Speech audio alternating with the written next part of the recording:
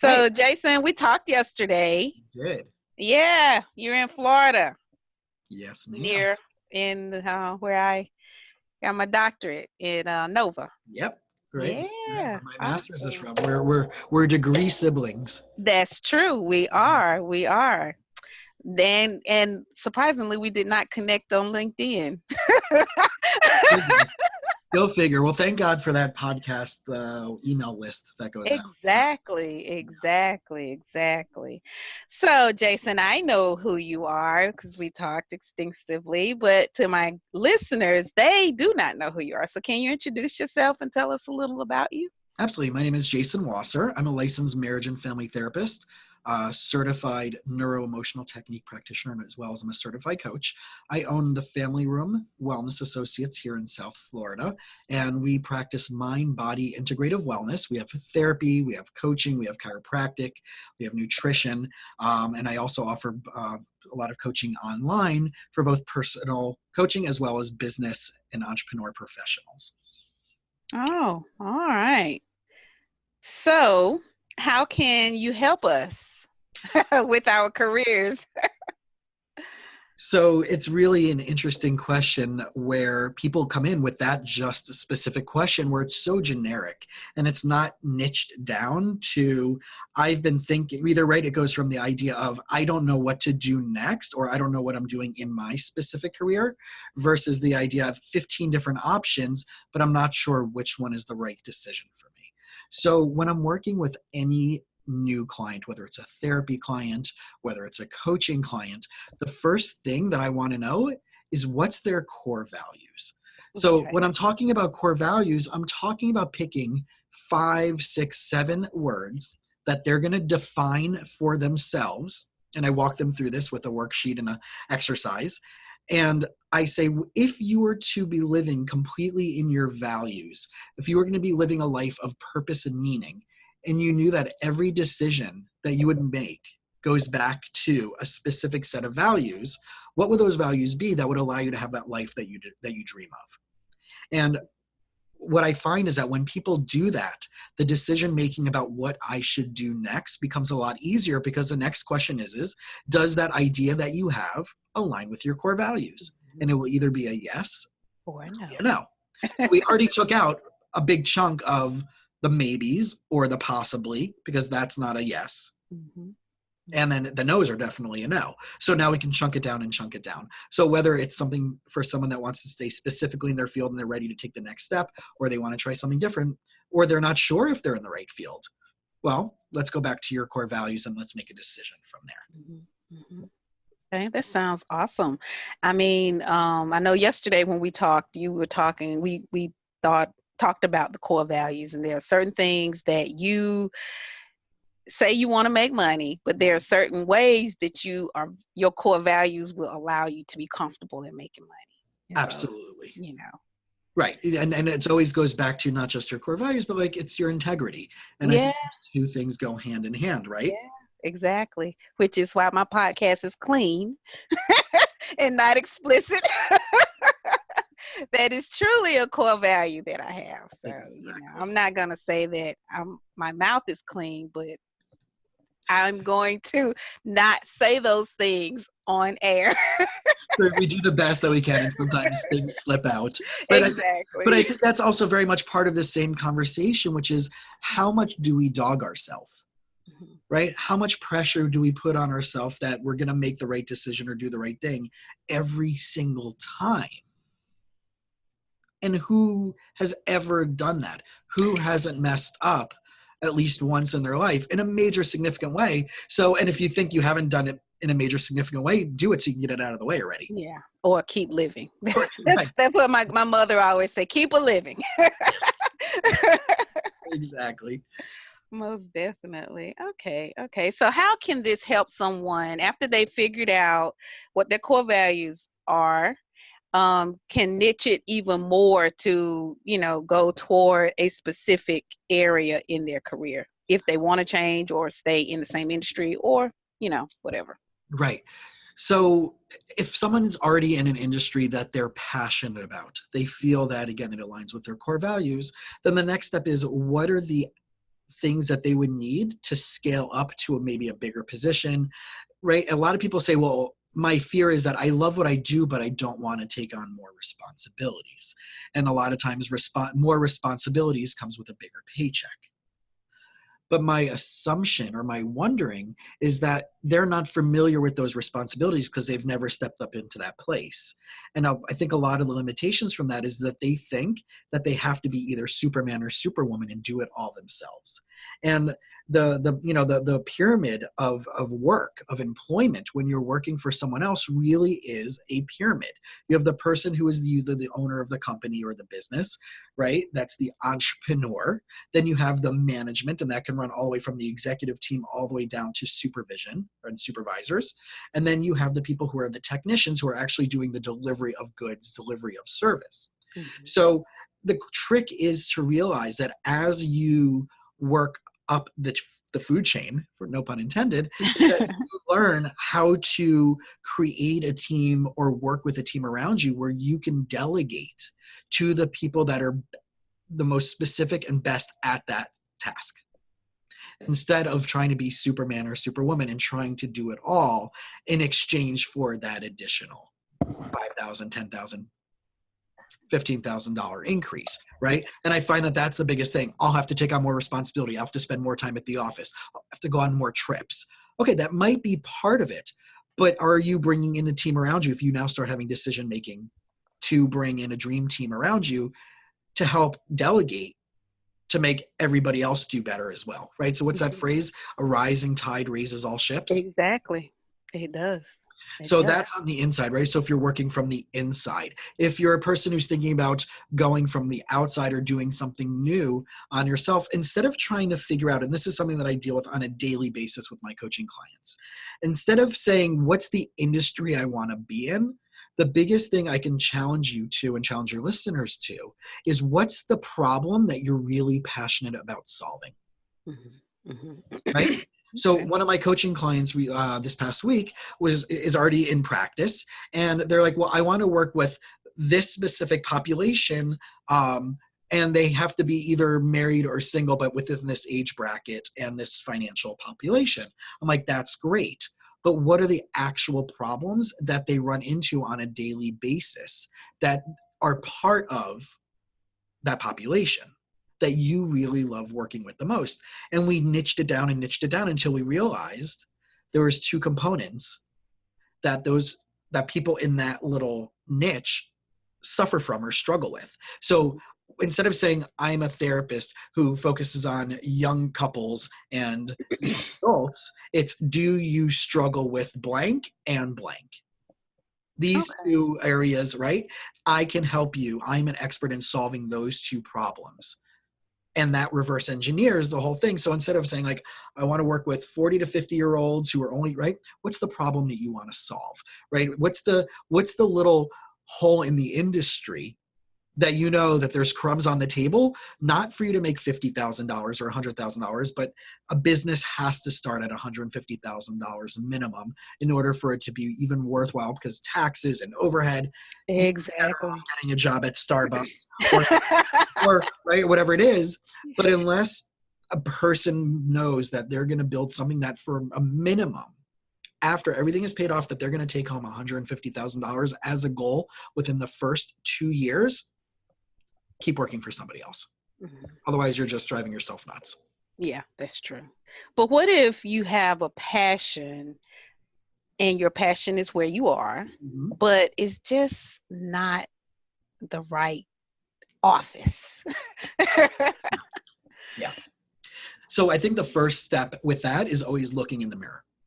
Mm-hmm. How are you not showing up? How are you not showing up to yourself, but how are you showing up to other people? What are you starting to see them through? What lens have you put on that you're now seeing your environment through? What judgments, what biases, what negative things are you filtering that through? And the second thing to look at would be, when is the last time that you skilled and scaled up on your proficiency on new cutting edge, whatever it is that's connected to your industry, right? As we're talking, it's the summer of 2019. And if you're not taking advantage of the technological advances that are available to you, no matter what field you're in, whether you're a teacher, whether you're in a small business, whether you're in a healing arts, there's always something new. Now, it doesn't mean you have to jump on the boat and be an expert at that. That's true. But that one little nugget that you can take away can reinvigorate you and bring it back to like, oh, wow, now I know this. I can apply it. I can have fun with it again.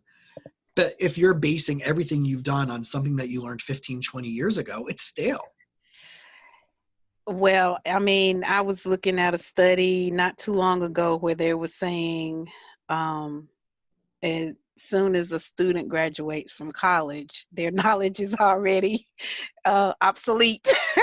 It's so funny that you're saying that because I've been sharing that left and right recently. And I would love to see that study, and please post that if you can for your listeners. Okay. That people ask me all the time, why did you decide not to go on with your doctorate? And I said, I was accepted.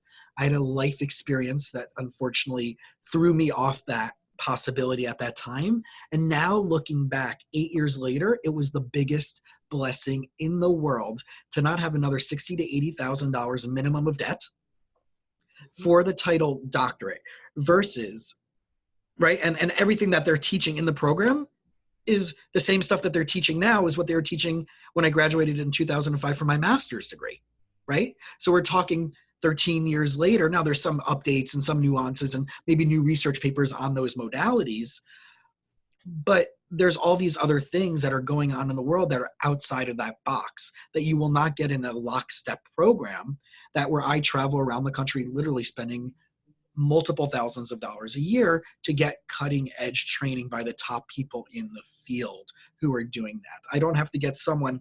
I remember a buddy of mine, his name is Martin Matthews, who is a financial planner. And I remember he went to college and he loved this entrepreneurship business class that he was in. And they had a project that they had to do. And it was about creating a business plan. So at the end of the assignment, he went over to the professor and asked him, you know, when you made your first business plan for the businesses that you were in before you were teaching, was it as difficult as this? And the professor looked at him and said, I've never owned a business. Wow. Yeah. According to him, he dropped out of school the next day, and now he's doing radically well as a financial planner because the tools he needed was never going to be in that classroom. Now, for people who need a licensure eligible field, medical professions, right, CPA, whatever it might be, you need that license. You need those academic to get you there. But at the end of the day, know that there is always going to be, going back to what I said before, which is what is the niche that you want to fulfill? What's the problem you want to solve? And then become an expert at that. Exactly. I have a friend that I grew up with. She is in dentistry. So obviously she has a medical degree. And I was talking to her recently and she said, yeah, I think I'm thinking of going back to get my MBA. I said, are you crazy? Are you crazy? She said, well, I want to run a business. I said, well, I mean, I know that you have your dentist practice, but there are still some core things that all businesses do. I said, you have a doctorate degree. Why are you going to put yourself through an MBA program?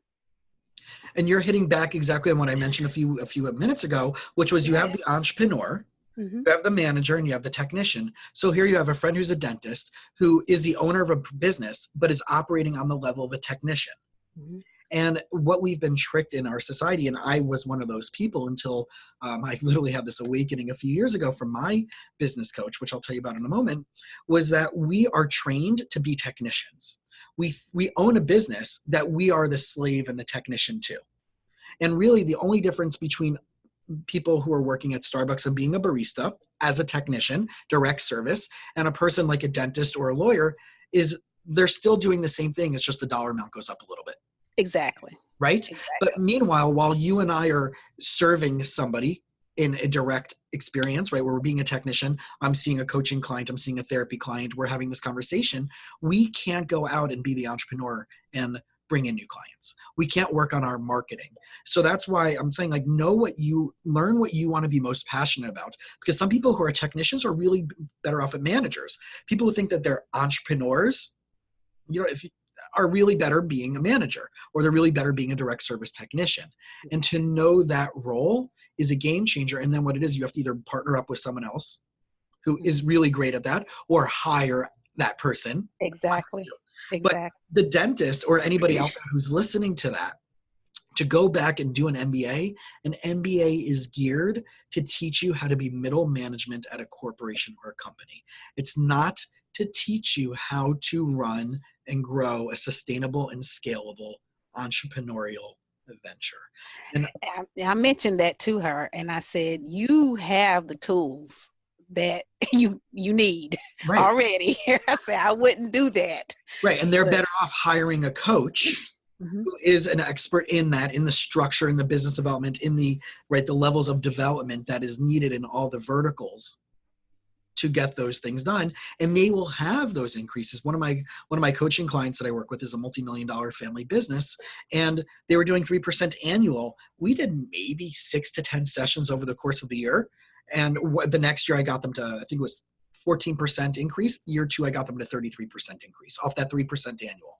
3% annual increase is literally what do they say? It's the, right. Every year there's a 3% increase in, not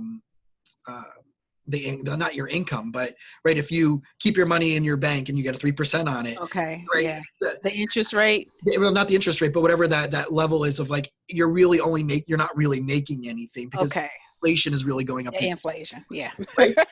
So if you're only making 3-4%, right, teachers get an extra 3%. The annual raise is a 3% raise. That's just inflation, meeting inflation. You're still making the same thing. You are. Gas is going up. That Right. was it. That's where your 3% went to.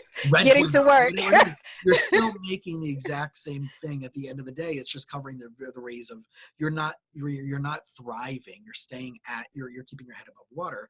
And my job as a coach is to help people go from that bobbing up and down to being able to fly above the water. Okay, awesome. So if someone were to hire you, what would be the first thing that you would do with them? Well, we already started off with the idea of knowing core values. Exactly. But a lot of the things that I really want to know is, why is it important to do that which you say you want to do? And I think that's a really powerful thing, because there's a lot of societal pressure. There might be family pressure. There might be financial pressure. There might be cultural pressure. But I want to figure out the value and significance to that particular person for why they're going to invest both money in me, money in their development, money in a business, and the time and effort that it's going to take them away from maybe other things that might also be a higher priority. So again, I think that it's the what's your why, right? The Simon Sinek, what's your why? Yeah. But at the end of the day, what will you achieve? Like, what will it allow you to do in every other aspect of your life if you were to accomplish that which I'm here to help you with? How will it help you be a better human? How will it help you if you're in a relationship to be better in that relationship, to be a better parent, to be better spiritually, to be better physically with your health and wellness? How will, if we work on this and we target this, will that get you to where you want to be in these other domains? Because if you don't ask that question, you're out of whack. Yeah. That's and true. Truly not serving them on a powerful and deep level. That's true. Some people, they have decided they need to improve their health, and their job is preventing them from doing that. They work long hours, or it's a long commute, and so that could be a very good reason to decide I'm changing careers. Absolutely. And I want to playfully challenge the word that you said. It's their job that's keeping them from that. It's not their job that's keeping them from that. It's not the commute that's keeping them from that. It's the choices that they made that allowed them to take a job that doesn't allow them to prioritize themselves. It's the choices that they made to take a job that has a 45-hour commute each way. And the person has to take ownership and accountability in their life for those things that they say, if it's truly a priority for them to be healthy, for them to have better relationships, then how are they taking the action steps? What evidence are they showing in effort towards that? So a lot of the things that I will challenge my clients to, and I only take clients that are going to show up and be willing to be challenged, is, how did you decide, if you're saying you want these 3 or 4 things as a priority in your life, but evidence is showing that you're over here, Our job is to go from this space to that space. But Exactly. how is it that you allowed that to become the priority when you're talking about these 3 other things to become a priority? And let's rectify that. Mhm. So at that point, then you go back to your core values so that you can decide, okay, this is the end. Let's start new and start moving into the right direction. Exactly. And I work with them on what I call lifestyle by design. And it really does talk about prioritization. What are the things that are most important to you? Like I said, if I help you achieve this one thing in your personal life, if they're coming to me for personal coaching, then how will that affect you in other arenas of your life? If you're coming to me with your business, entrepreneurial coaching, whether you're an intrapreneur, the person that's working in a The business, biz, yeah. whether you're a teacher or you're working for someone else, you're an employee, right? The entrepreneur. How can I help you develop and grow within that business, or decide that you want to be an entrepreneur, which is developing and creating your own? But Yeah. again, what are going to be the trade-offs? And what is it the end result that if you do and you create that, what will that allow you to have?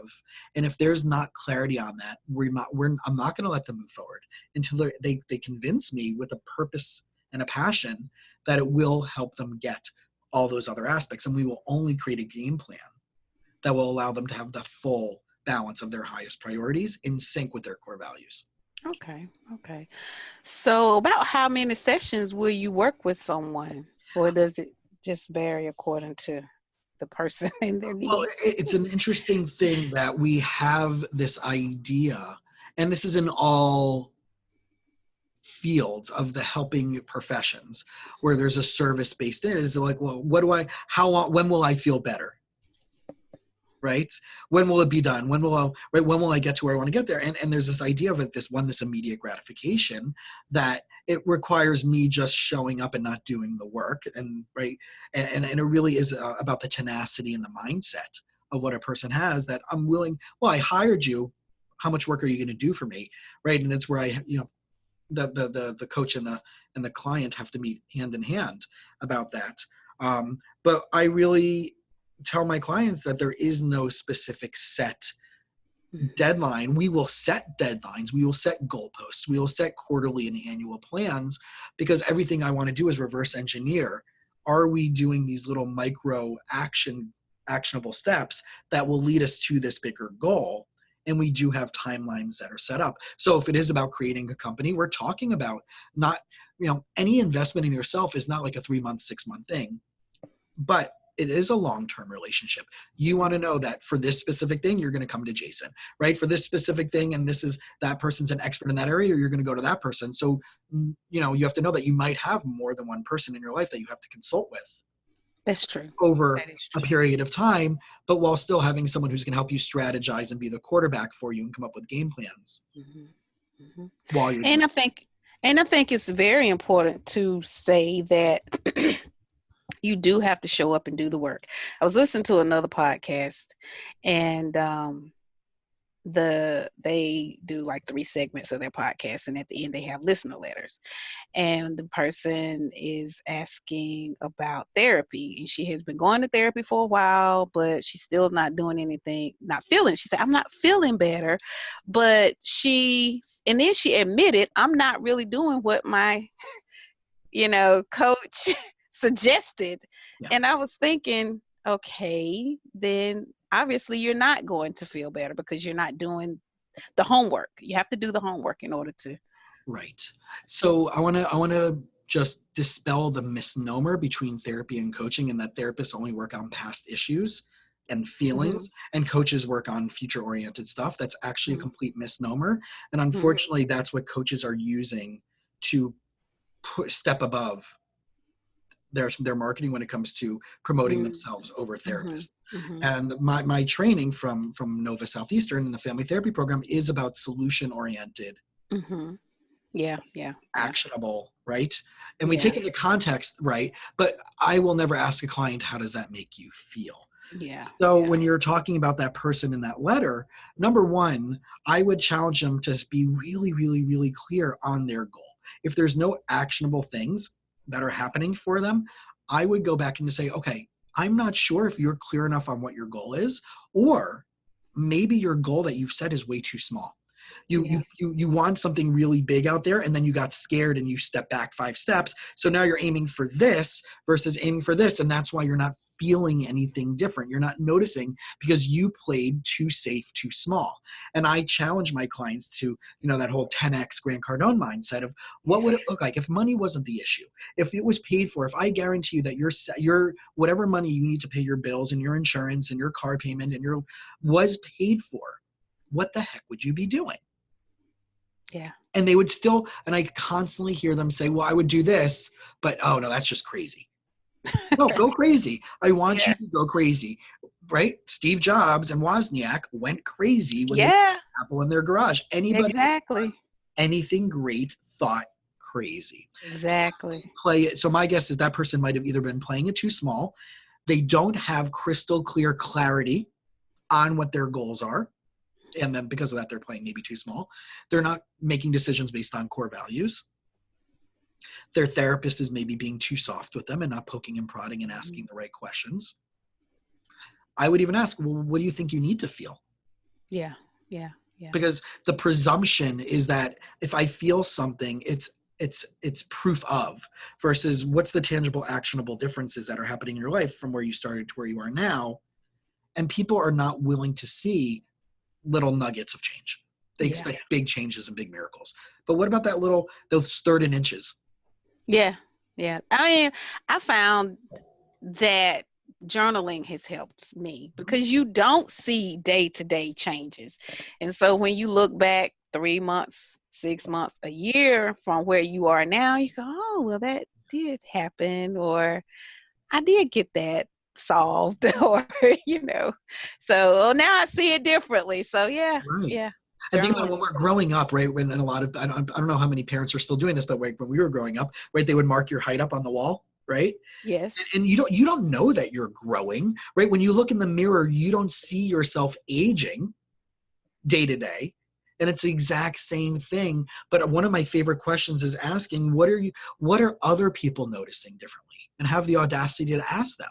So if you're in a relationship and you're coming and you're working on yourself, what do they notice? What's your family? What are the people that care about you the most noticing about you? Mm-hmm. Because like you said, it might be so in your head, you're conditioned and patterned neurologically to only see what you see and to change those neurological synapses, right? But other people might be noticing it. And if you check in with that and you bounce it off that, then you're going to start buying in a little bit more. Exactly. And I think a lot of times people are trying to take big steps without doing the things in the middle that they need to do. So, well, adding to that, which is such an important thing, when anybody ever plans something, I don't think many people ask, what's the sacrifices I have to make? How will this affect other aspects of my life? What will have to give in other places? Who or what might not be happy about me making these changes? And how would affect that dynamic with those people or those experiences? Right? So there's a multiverse of layers of contextuality of when someone wants to make a dynamic change in themselves, to not have someone ask them those questions from all of these different possibilities. It's not like saying, okay, what's your goal? Great. What will that look like to do that? But what's the risk involved in making these changes? Whether it's a personal, internal, or in relationship to a dynamic, whether you're in a relationship or parenting or financial, or, right, changing your entire fridge and no one else wants to do the diet that you want to do, right? Yeah, that's true. That is true. Everything has a risk. So yeah, that's true. So let's see here. So Jason, if someone wanted to work with you, how would they get in contact with you? So the best way to get me is on Instagram, and it's Jason Wasser, LMFT, all one word, and LMFT stands for Licensed Marriage and Family Therapist. My website, I have a few different ways to get to my practice website. The practice is, again, it's called the Family Room Wellness Associates. But if you go and you type in emotionalallergies.com, that'll get you directly to my website, and you can contact me through there. But also, like I said, Instagram and Twitter both have the same handle, Jason Wasser LMFT. Oh, okay. I will definitely connect with you on Twitter for sure. I will do on Instagram too, but Yeah, I Instagram's been I've been having a lot of fun on Instagram. yeah, yeah. I've had a lot of fun on Instagram too, but I'm just having a hard time getting my people to follow me. But Ah, so anyway. yeah, well, it's an interesting, right? So that idea of using Instagram, that people think it's only for these pictures and whatever it is, but it's another, for anybody who's listening who's in business, it's just another place that's gonna show up when people search for you, Mhm. that you will show up. So it's providing more data in a Yeah, search engine, that the more you put out there, the higher you're going to rank, the higher you're going to show. exactly. So we always have to constantly be using, like, Facebook and your right, and Instagram and LinkedIn and blogging, Twitter. right? Because Yeah. all of those eventually aggregate in a They search. do. They do. They So for do. people out They there do. listening and they're not using social media, or they're afraid of it, or they don't believe in it, I'm very much in belief of what Gary V says, and I know you were talking before about your no cursing rule. So the caveat is Gary V drops Just on the podcast. right, right, Just right, on the podcast. right. So listeners, caveat, beware that there is a lot of F bombs being dropped there. But Yeah. and I believe him 100% that if you don't have presence on social media, your business doesn't exist. Exactly. Exactly. Exactly. I love Instagram, but I don't know. I may be doing something crazy. The reason why it's not moving the needle like I wanted to, but I have found phenomenal success with Pinterest. Okay. And I was running from Pinterest like the plague, but then I was like, okay, I'll just get sick and die trying. And it took off, and I thought, wow. So, I guess you kind of find where it grows. And so Twitter and Pinterest is pretty much where I am Great. all the time. Right. Right. But I Yeah. also want to challenge you and challenge other people out there that, Hmm. God forbid, what happens if one of these sites shut down, Oh, have yeah. technical difficulties, there's some big, right, confidentiality, or they get hacked or Yeah. whatever, right? So, that idea of us putting our stock in one platform is what I want to challenge everybody out there, as I've multiple challenges throughout our conversation, Yeah. is Yeah. to Yeah. take into consideration. Yeah, you can have, based on your niche, right? For Pinterest might be really the type of people that you're targeting and getting Hmm. out there for, right? Hmm. But also know that but you have to mix and match it, because what you're You putting on do. Pinterest is not going to be the exact same stuff you should put on Facebook. It could be a Exactly. message, but the way it's going to show up, you have to tailor it specifically for each one of those platforms. Exactly. And there's free Exactly. websites out there, right? There's a Designer or Canva, where it can Mhm. help you make with the social media based on the sizing and everything, and it's free. Perfect. Yeah. Again, if you're not an expert in this, if your higher value is to charge a fee for doing this, and you're going to be spending hours doing your social media, but you should get a client and make money, or tutor or whatever, send it out to someone on Fiverr. Exactly. You can definitely, Right. definitely, or I mean, that's the ideal thing to do, is to send it out on and get a VA. But if you can't, then I have found, before I started outsourcing my work, is batch work. Mhm. So you can do it by the day or by the week or whatever. But that worked for me until I was able to get additional help. But yeah. Exactly. And that goes back to that Superman, Superwoman syndrome, that everything has to be done by me. I can't trust anybody. Well, no, it wasn't that I couldn't trust anyone. It was just I wasn't at the point in my business to where I could hire. Because you start off like that, and you have to do almost everything Right. well, I did anyway. That was where Right. I did. So Yeah. And I would say, if you can afford a cup of coffee at Starbucks or Dunkin' Donuts, then you can you can find someone on Fiverr for that. Fiverr to do it. Yeah, that's Now, true it's too. not going to be top high end, but I'm of the belief that you just put out data, Hmm. right? Hmm. If you have to create noise in the space. If you're the type of person that only posts once a week, Oh, you can't do you're that. gone. Well, now, Jason, I do have help. I use apps. Right.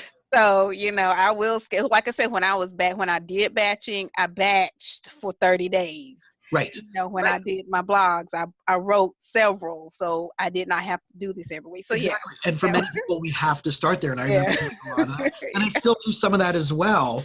Right. And as you and I talked, like I'm also in pre-production of my podcast called You Winning Mhm. Life, where it's going to be about taking all these amazing life hacks from the areas of entrepreneurship, psychology, spirituality, and alternative medicine, and working and talking to people who have gone from life struggles to life achievement and then giving back. What can they do? What can the Mhm. listeners do to reverse engineer to life hack, right? To Yeah, win yeah. life.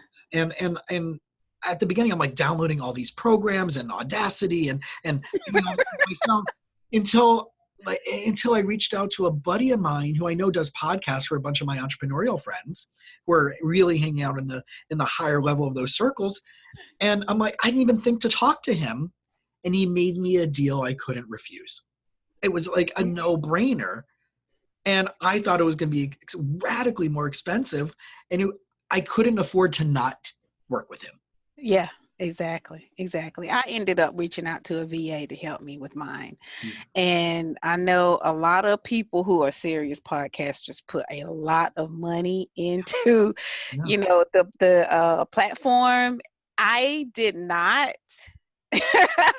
And I don't know if I will. I guess the only thing I probably will improve probably would be the mic. But I think my mic that I'm using right now is pretty good.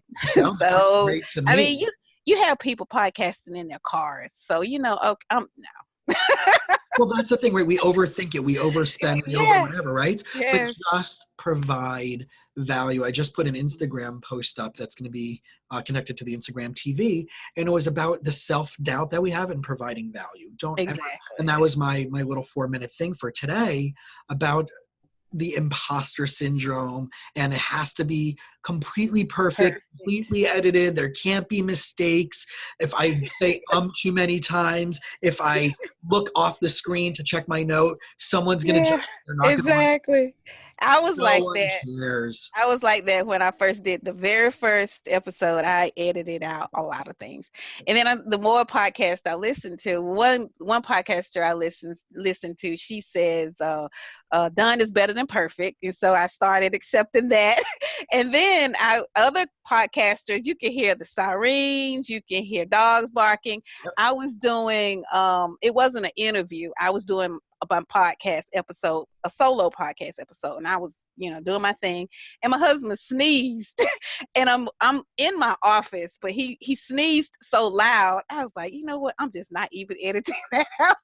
I was like, No one's going it's to life. care. No It's one, okay. right? If you are providing value, Yes, it's it doesn't all, matter. we create this in our head. And this is, I really just want to provide tremendous value to Mhm. your listeners today and drop as much truth as possible. And you're right? Done is better than none. I remember one of my friends, he's a professor at Florida International University down in Miami. And I remember him having this idea that, like, your dissertation, if those who are doing academics, your dissertation is not to be your magnum opus, Harry Potter, 7 series, John Grisham, right? Whatever, Michael Connolly, Bosch, right? Series of books. Your job is to get it done, to be approved by the dissertation committee. Exactly. Exactly. As hard as it is, And as hard that as is the job. and that's all ego. So my favorite psychologist, who you might have heard of, Dr. Cube. I don't know if you've heard of Dr. Cube, the world Never famous heard of. psychologist. First name Ice. One of his Oh. psychological teachings is check yourself before you wreck yourself. Uh, okay. Okay. Yes. Yes. Yes. And Most that's what we're definitely. doing. Just Yeah. just just, Yeah. just Yeah. provide value, right? Yeah. And I Have fun. do. And have I fun. That's true. That's true. So whenever I have a hiccup, I mean, I do edit some of my Yeah. and if I get tongue tied, I'll edit those out. But I am not editing a lot.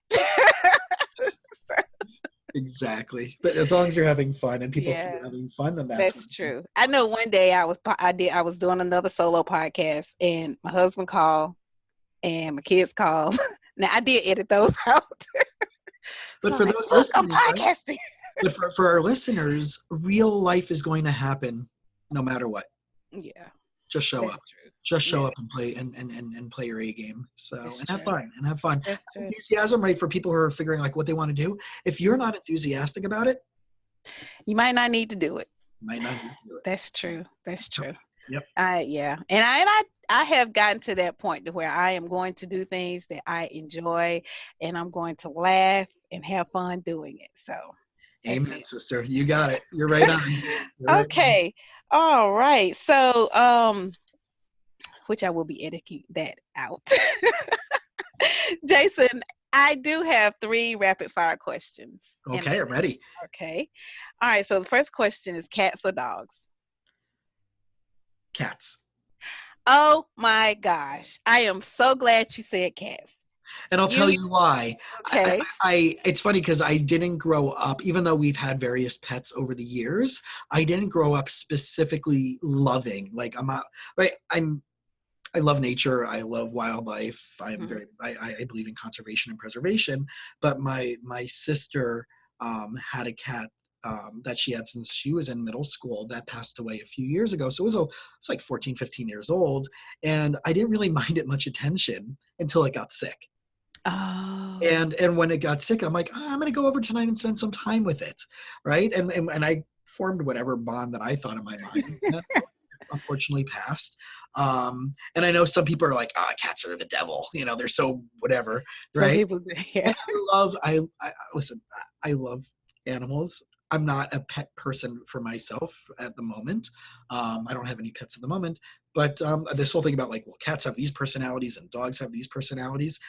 I'm the type of person that when I'm out and I see a dog, I'll be like, if it was to talk to me in a human voice, what would it sound like?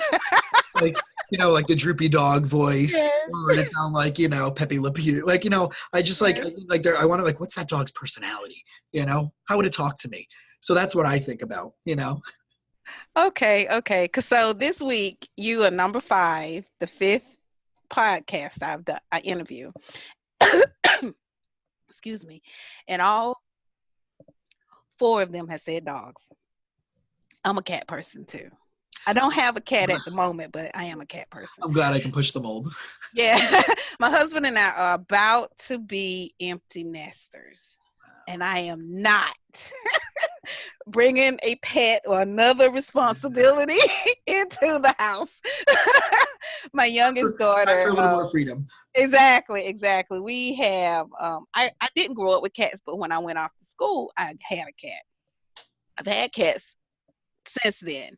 And even when we got married, my husband, he was not necessarily a cat person, but he tolerated it because I love cats. So my youngest daughter fell in love with cats, and we bought her one Christmas. And so he died a few years ago when she may have been in 10th grade. He hasn't been that long. And she told me back in February, she's like, I'm thinking about getting a cat. I said, you need to make sure that whatever university you go to will accept pets, because I'm not keeping. Totally get that. Yep. I was like, I'm not ready to do that again. So yeah. Agree. Okay. So the next question is, if you could travel anywhere right now, where would you go? Oh, this is rapid fire, so I'm not supposed to think Yes. about this. No. Right now, if I can go anywhere in the world and just jump on a plane and go, I would probably end up in Israel. Okay. Awesome. We talked about that yesterday. So yes, most definitely. And the last question is, and I think you touched on this earlier, but the last question is, what is your why? My why specifically is to minimize stressors and to maximize potential, because those that invest in themselves will have a radically more successful, happy, empowered life. Okay. All right. Well, thank you. Thank you, Jason. Well, I enjoyed interviewing you and speaking with you today. This has been truly a joy, and I know that the listeners will find this information very, very helpful. And I look forward to seeing where this goes with us. I very much appreciate hanging out with you. Sure, no problem.